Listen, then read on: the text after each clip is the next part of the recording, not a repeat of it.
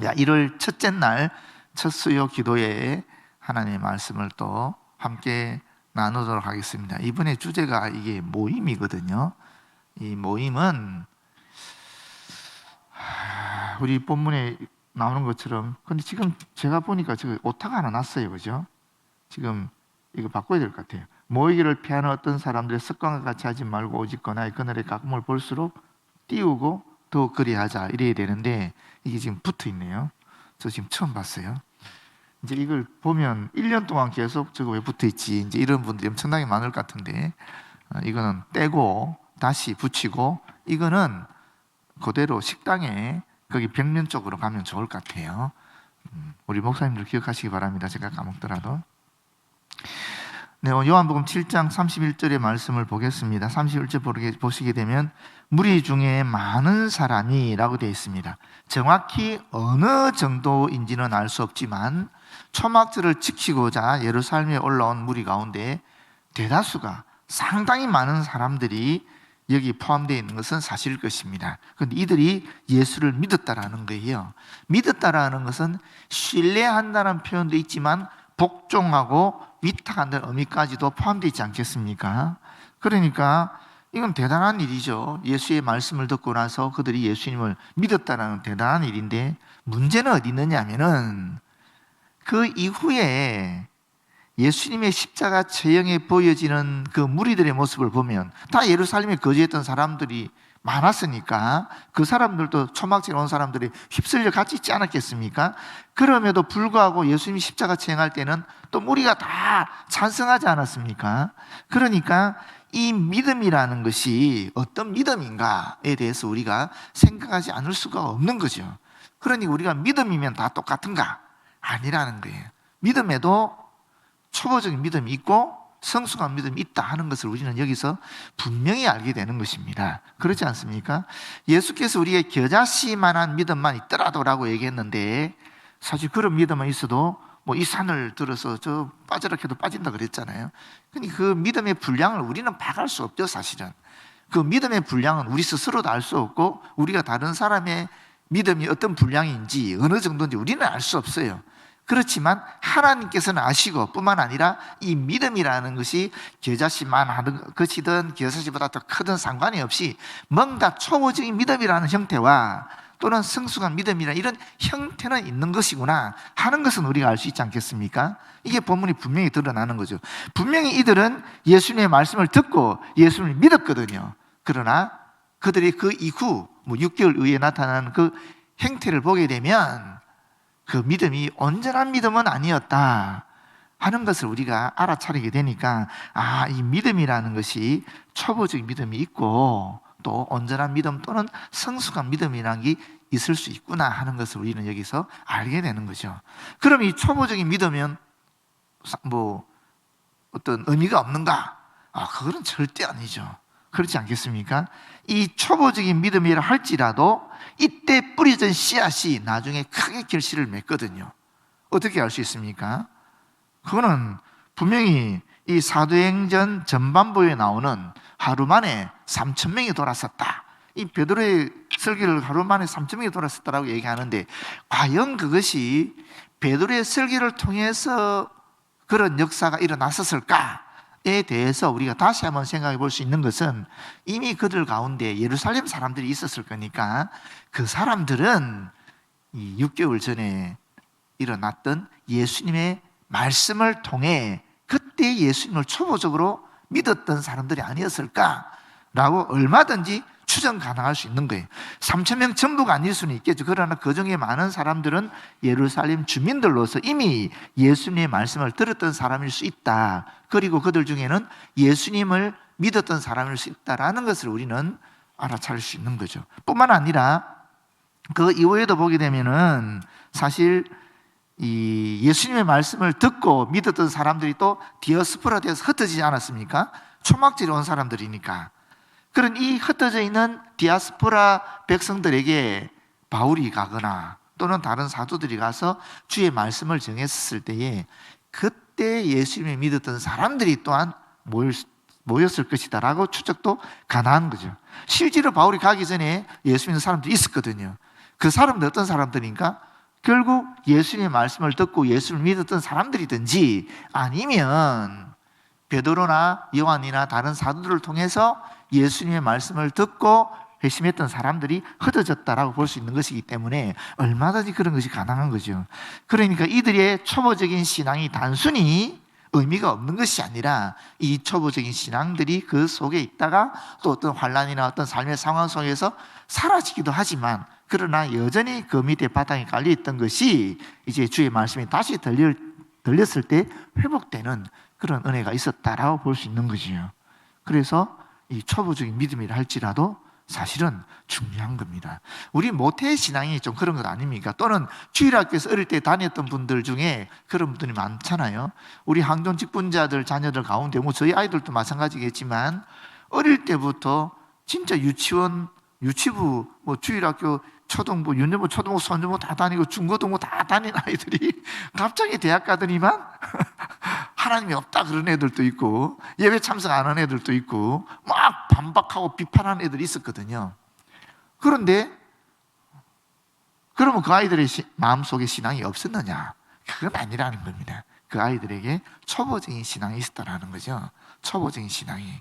그것이 어떤 계기를 통해서 자기들의 신앙 고백으로 나타나는 온전한 신앙 또는 성숙한 신앙으로 드러나게 된 것이 아닌가라고 볼 수 있는 거죠. 그런 증언들이 우리 교회도 지금 많이 일어나고 있습니다. 갑자기 군대 가더니만 애가 변화돼가지고 하나님을 막 찬양하고 왠지 모르게 군에 가서 예배를 드리니 눈물이 펑펑 나더라는 거예요. 자기도 이해를 못하는 거죠. 왜 내가 지금 눈물을 흘리는지. 그러나 그 뒤에 어릴 때부터 가져왔던 말씀에 그런 쌓인 것이 있었고 또 부모의 기도가 있었고 그런 것들이 다 있었으니까 하나님의 영이 그 순간에 역사하지 않았겠습니까?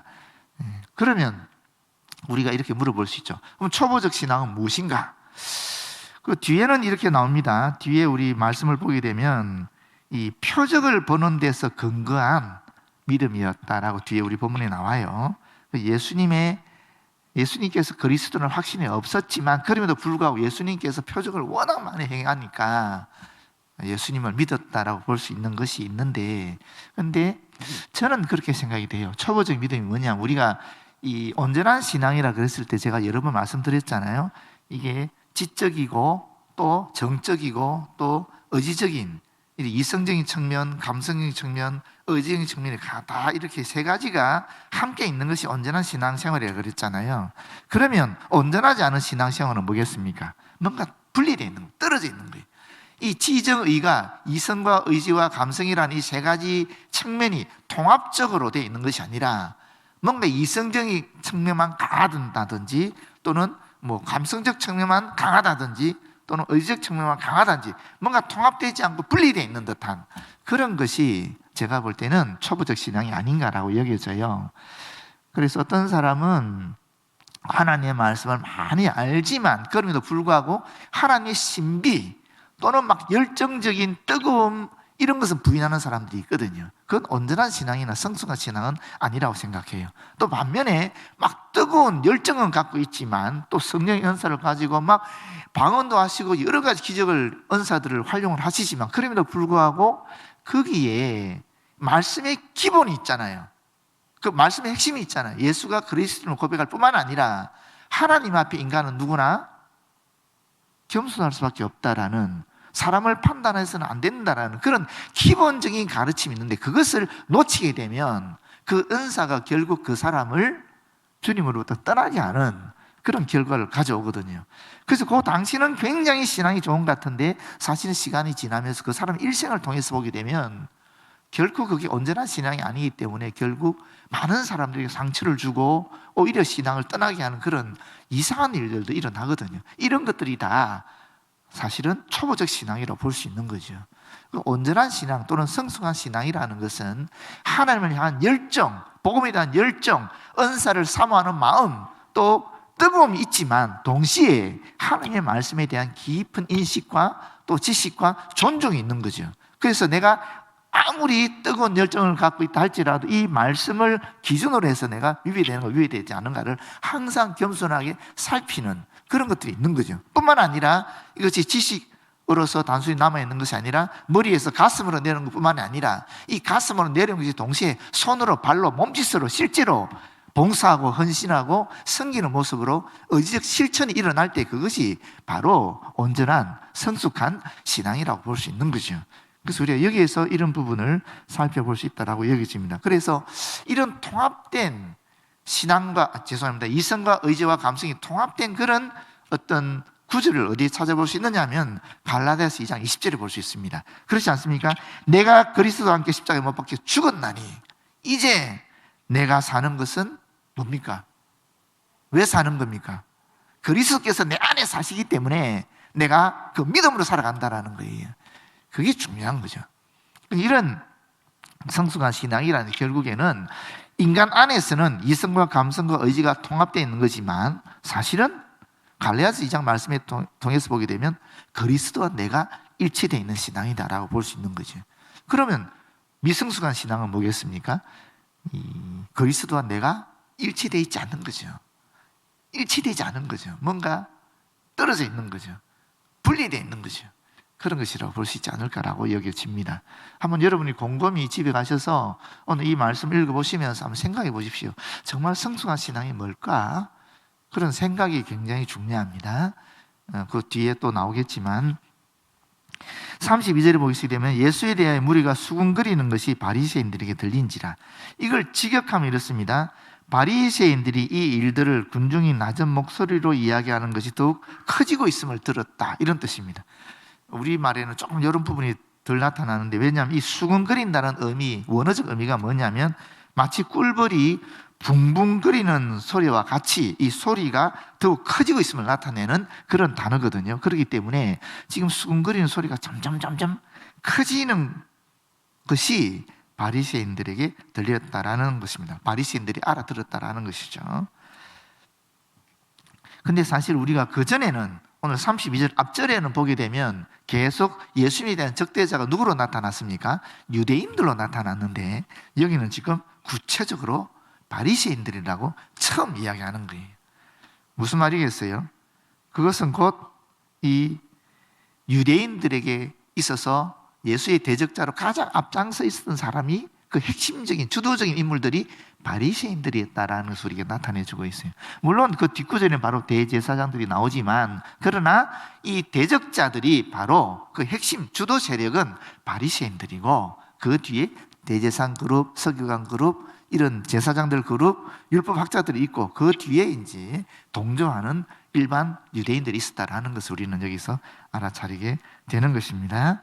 그런데 보십시오. 무리들은 당국자들이 듣는 것을 두려워해서 낮은 목소리로 이야기를 주고받았지 않았겠습니까? 그런데 워낙 많은 사람들이 모여있기 때문에 예수님을 지지하는 사람들이 많아지게 되니까 분위기가 점점 어떻게 됩니까? 예수님께 호의적인 것으로 가는 거예요. 이것이 바리새인들을 불안하게 만들었다라고 볼 수 있습니다. 그래서 그 뒤에 바로 뭐라고 나옵니까? 대제사장들과 바리새인들이 그를 잡으려고 아랫 사람들을 보냈다라고 얘기하고 있습니다. 여러분, 왜 대제사장은 한 사람인데 여기 대제사장들이라고 얘기할까요? 원래는 아시잖아요. 구약의 전통에 의하면 아론이 처음 초대 대제사장이었잖아요. 그 다음에 그 후손들이 그 대제사장직을 세습하면서 있게 돼 있는 거잖아요. 그리고 이 대제사장은 언제까지 하는 겁니까? 죽을 때까지 하는 거예요. 종신직이고 세습직이거든요. 그런데 지금 여기 대제사장들이라는 말이 사실은 이상하게 보여져야 되는 겁니다, 여러분. 우리는 이미 알고 있어요. 이 대제사장들이 누군지. 안나스와 가야바를 얘기하는 거거든요. 안나스가 장인이고 가야바는 사위예요. 그런데 찾아보니까 안나스는 전임자인데, 장인이고 전임자인데 6년부터 15년까지 9년 동안 대제사장으로 재임을 했고요. 그 다음에 가야바는 현직 대제사장인데 18년부터 36년까지 18년 동안 재임한 사람이에요. 그 안에 이 가야바의 대제사장 재임 기간 동안에 예수님의 처형 사건도 있고 스데반이 죽임을 당하는 사건도 다 일어나는 겁니다. 그런데 언제부터 이렇게 됐느냐 하면 헤롯 대왕이, 이 사람이 조금 문제가 있는 사람이거든. 이스라엘 사람이 아니에요. 유대계가 아니에요. 원래 에돔 족속이에요. 이 사람 이두메 사람이니까. 그러다 보니까 이게 자꾸 공격을 당하니까, 유대인들로부터 공격을 당하니까 아예 대제사장을 갈아치워 버린 거예요. 아예 이 사람이. 그래서 원래 대제사장직은 평생직이고 세습직이고 종신직이었지만 이 헤롯 대왕이 대제사장의 중요한 이런 이 가치를 제거하기 위해서 대제사장을 멋대로 임명하기 시작했고, 또 대제사장에 속한 특권들을 무시하기 시작했고, 그리고 또 아론 계보가 아니라 평범한 가문 출신의 제사장에 속한 사람이라 할지라도 대제사장으로 임명하게 되었다라는 겁니다. 그래서 그 이후부터는 이제 로마 총독이 지배하면서 로마 총독이 대제사장을 임명하는 그렇게 되었다라는 거죠. 그래서 예수님 당시에는 가장 강력한 권한을 가진 사람이, 권세를 가진 사람이 안나스 집안이었습니다. 안나스는 본인이 대제사장이었고 그 후임으로 자기 사위 가야바에게 줬을 뿐만 아니라 나중에 안나스의 아들이 5명이 있는데 그 5명이 전부 다 대제사장들이 돼요. 그러니까 그 가문에서 무려 7명의 대제사장이 나왔으니까 엄청난, 그 당시 예루살렘 유대에 있어서는 가장 권세 있는 집안이 이 가야바 안나스 가문이었다라고 볼 수 있겠습니다. 33절에 보시게 되면 여기 또 한 가지 설명 안 드린 게 있군요. 여기 보시게 되면 아랫 사람들이라는 말이 있잖아요, 그죠? 이 아랫 사람들은 누구를 얘기하느냐 하면 성전 경비대를 얘기하는 겁니다. 이 성전 경비대장은 누구냐면은 이 성전 경비대장이 대제사장 다음으로 높은 사람이래. 완전히 그 시대에 2인자가 이 성전 경비대장이었답니다. 그래서 이 성전 경비대장은 제사장 그룹이 우두머리이기도 하고, 대제사장이 대속죄일 날 들어가게 되면 이제 직무를 못 하잖아요. 한 일주일 정도를. 그때 이 대제사장이 직무를 대행했던 사람이, 오늘 우리 치면 국무총리 같은 역할을 한 사람이 이 성전 수비대장이었답니다. 이 성전 수비대가 그 당시 경찰력을 가지고 있었어요. 로마는 비록 식민 통치를 했지만 어느 정도의 권한은 그 식민 제국의 식민지 백성들이 줬거든요. 그래서 대제사장이 다스리게 했잖아요. 그 대제사장이 가지고 있었던 그런 군사력이 바로 이 성전 수비대라고 볼 수 있는 거죠.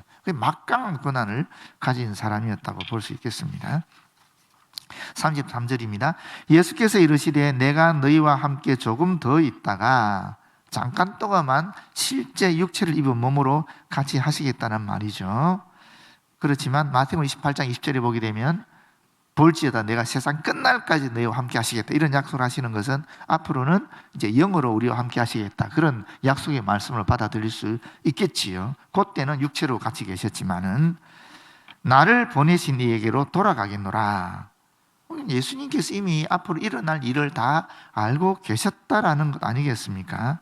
그렇지 않습니까? 실제로 예수님은 6개월 동안 계시고 육체로 계시고 그 다음에 처형당하신 다음에 부활하시고 승천하셔서 하늘에 올라가셨지요. 34절 너희가 나를 찾아도 만나지 못할 터이요 나 있는 곳에 오지도 못하리라. 나 있는 곳이 어디겠습니까? 원래 창세 전부터 예수께서는 성부 하나님과 함께 계셨잖아요. 우리가 말하는 영적인 본향이라 얘기하는 그곳을 얘기하는 거고요. 오지도 못하리라. 이 말은 너희가 올 수 있는 능력이 없다 하는 말입니다.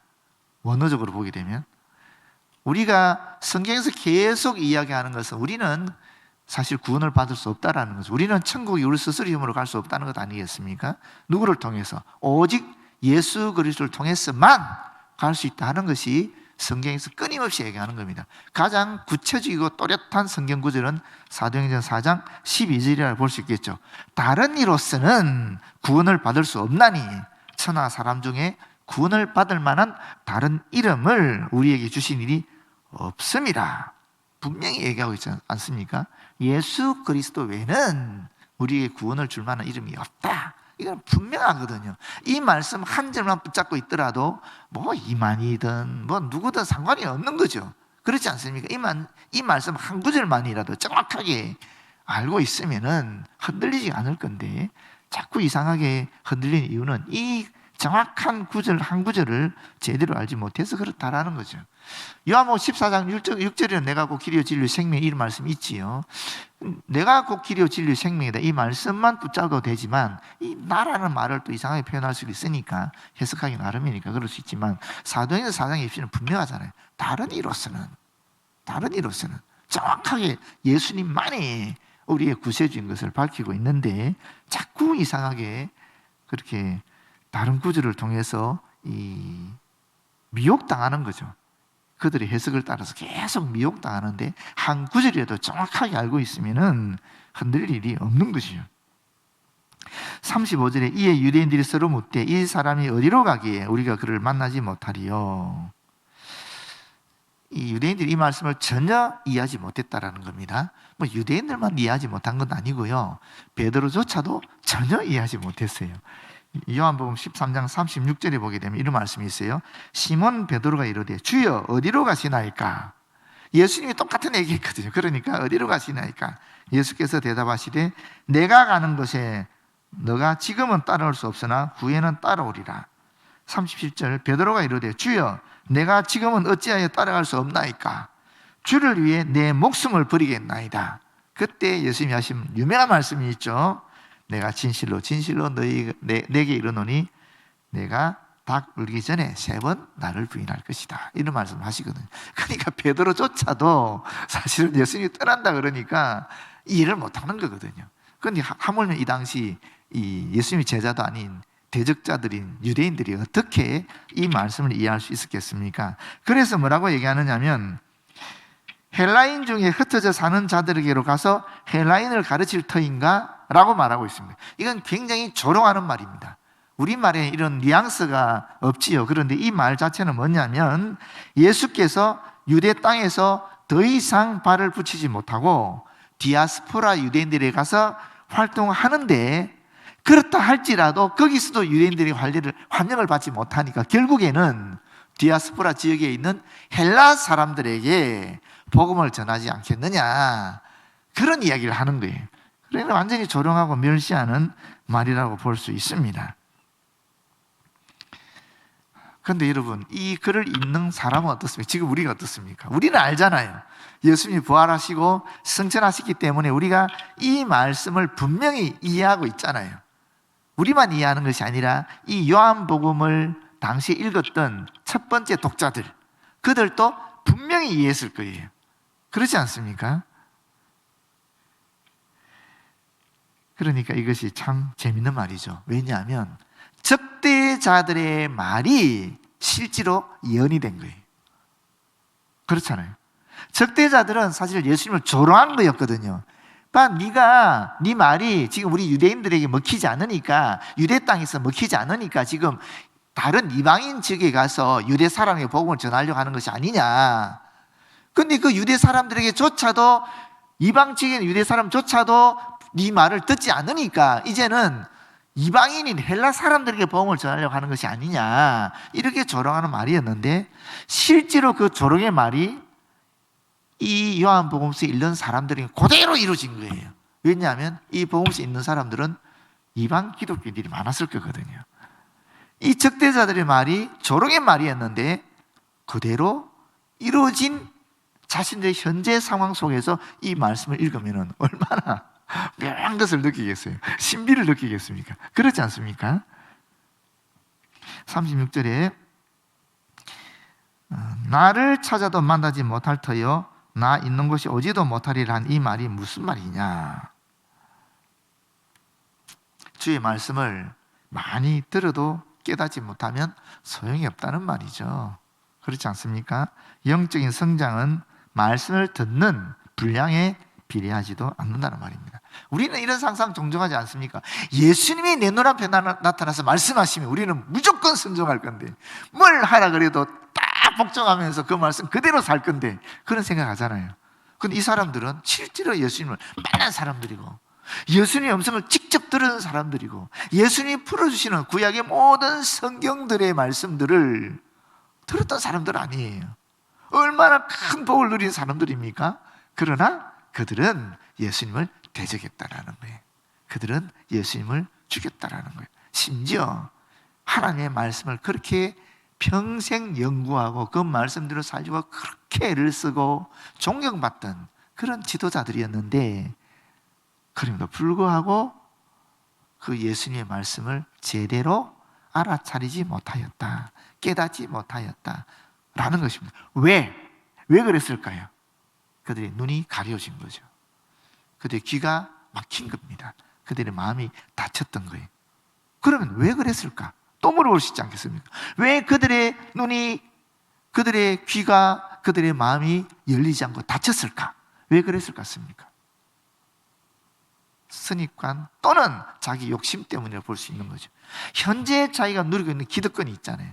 그 권세가 있잖아요. 뿐만 아니라 지금까지 전통적으로 내려왔던 그 말씀에 대한, 그리스도에 대한 이해가 있잖아요. 인간의 유전이 있다라는 거예요. 인간의 전통이 있다, 인간의 해석이 있다라는 겁니다. 그것이 딱 막아버렸다는 거예요. 그분들의 눈을, 그분들의 마음을, 귀를 막아버렸다라는 거예요. 우리도 그럴 수 있습니다. 얼마든지 그럴 수 있어요. 그래서 우리가 끊임없이 스스로 하나님의 말씀에 비추어서 나를 봐야 되는 거거든요. 여러분, 대단히 죄송한 얘기지만 지금 제가 여러분께 전하는 말씀은 제 말씀이죠. 하나님 저에게 주신 말씀이잖아요. 여러분의 말씀이 아니에요. 죄송하지만 이것이 여러분의 말씀이 되기 위해서는 저에게 들은 말씀을 가지고 집에 들어가셔서 이 말씀을 읽으면서 나름대로 자기 스스로 묵상을 하셔야 되는 거예요. 그래서 이 말씀의 의미가 나에게는 어떻게 다가오는지를 한 번 더 걸러야 되는 겁니다.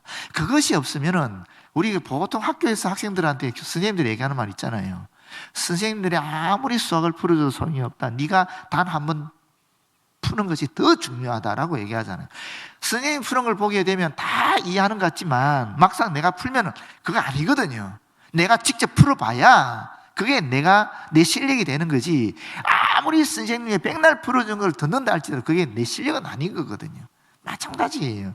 정말 우리는 예수를 통해서 분명히 하나님과 1:1 관계를 맺게 된 거거든요. 그렇지 않습니까? 하나님 우리 사이에 그 어떤 존재도 들어서서는 안 되는 거거든요. 그게 목사라 할지라도, 여러분이 어떠한 영향력을 끼친 영적인 지도자 할지라도 하나님과 나 사이에 끼어들면 안 되는 거거든요. 그렇지 않습니까? 하나님과 나 사이에 유일하게 끼어들 수 있는 존재는 예수님이시죠. 뭐 예수님도 하나님이시니 할 말은 없지만, 그래서 우리는 끊임없이 어떻게 되느냐 하면 하나님의 영의 도움을 받아야 되는 겁니다. 성령의 이끄심을 받아야 되는 거, 성령에 의존해야 되는 거죠. 성령께 항상 우리가 기도해야 되는 겁니다. 우리가 이 말씀을 읽을 때도 주님, 이 말씀의 의미가 무엇인지 알려주십시오 하면서 말씀을 읽어야 되는 겁니다. 목회자는 설교를 통해서 이 말씀의 의미를 좀 더 여러분들이 쉽게 이해할 수 있도록 그렇게 안내하는 가이드에 지나지 않습니다. 그런데 이 말씀이 진짜 내 말씀이 되기 위해서는 여러분이 직접 이 말씀을 붙잡고 주님께 기도하면서 이 말씀의 의미를 스스로 깨달아야 비로소 이 말씀이 나의 말씀이 되고 이 말씀이 내 속에서 역사하는 그런 생동력이 있는, 힘이 있는 말씀이 된다라는 것입니다. 제발, 제가 여러 번 말씀하지 않습니까? 제발 여러분 집에 가시면은 그냥 성경 닫지 마시고, 몇 구절 안 되잖아요. 진짜 몇 구절 안 되잖아요. 요 구절을 한 번 더 읽으시면서 묵상하시고 성령의 음성을 들으십시오. 그래서 그 말씀이 내 안에 어떻게 작용하는지, 어떤 깨달음을 주는지, 내 심령을 어떻게 변화시키는지를 경험하시기를 바라요. 그럴 때 우리가 앞에서 말씀드린 성숙하고 온전한 믿음을 가질 수 있는 겁니다. 정말 소중하고 귀한 말씀이죠. 그래서 제가 여러 번 말씀드렸지만 어떤 분이 그런 얘기했어요. 진짜 위대한 설교가는 누군가? 진짜 성공한 설교는 무엇인가? 그거는 이 말씀을 듣고 성도들이 집에 가서 그 말씀을 딱 피면서 오늘 목사님이 전한 말씀이 어떤 의미인가를, 설교자가 전한 말씀이 어떤 의미인가를 다시 한번 확인하는 그 설교가 가장 성공한 설교고 그 설교자가 가장 위대한 설교자다, 이런 말씀을 하더라고요. 모든 것을 다 완벽하게 여기서 모든 은혜를 다 받게 하고 다 울게 하고 다 감동받게 하고 다 결단하게 하고 하는 것이 중요하지 않다라는 거예요. 더 중요한 것은 이 설교를 듣고 집에 가서 내가 이 성령책을 피고 오늘 들었던 그 말씀을 하나님 앞에 성령께 의탁하면서 주님 주신 음성을 직접 듣게 하는, 그게 가장 위대한 설교이고 위대한 설교가다 하는 말씀이 있습니다. 여러분 모쪼록 저를 위대한 설교가로 만들어 주시기 바랍니다. 기도하겠습니다. 아버지 하나님 고맙고 감사합니다. 오늘도 주신 말씀을 정말 2025년 첫날 이 시간에 주신 귀한 말씀을 기억합니다. 주님, 단지 이 말씀이 여기서만 기억될 것이 아니라 내 삶의 자리 또 내 처소에 가서 다시 한번 은밀한 가운데 조용하게 주님 앞에 나를 내세울 수 있도록 도와주시옵소서. 다시 성경 말씀을 피고 오늘 들었던 말씀을 읽고 묵상하면서 주의 성령께서 주시는 그 지혜와 그 비밀과 그 깨달음을 알아차릴 수 있도록 도와주시옵소서. 그래서 이 말씀이 설교자의 말이 아니라 나의 말씀으로 내 심령 속에 새겨지도록 역사하여 주시옵소서. 예수님 이름으로 기도드립니다. 아멘.